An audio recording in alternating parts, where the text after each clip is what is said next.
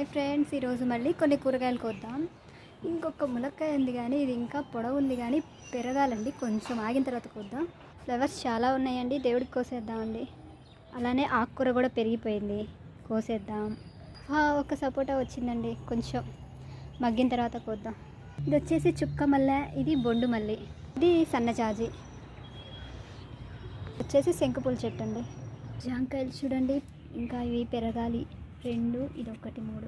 Table lemon మొన్న కోయలేదు కదా, ఇప్పుడు చాలా పెరిగినట్టున్నాయి. నేనైతే మొత్తం కోసేద్దాం అనుకుంటున్నాను. ఇది కూడా ఆకుకూరేనండి, కోద్దాం. ఇది చూడండి, గోంగూర ఎంత బాగుందో. మళ్ళీ మనకి వంకాయలు వచ్చాయండో, చూడండి, కోద్దాం. ఈ మొన్న మధ్య పెట్టిందండి, అప్పుడే 2 వంకాయలు వచ్చేసాయి, కోద్దామండి.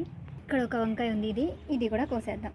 ఇవి ఫ్రెండ్స్, ఈరోజు అయితే నేను హార్వెస్ట్ చేసినవి వంకాయలు, టేబుల్ లెమన్, 2 దొండకాయలు, ఫ్లవర్స్. ఇంతే ఫ్రెండ్స్, హ్యాపీ గార్డెనింగ్.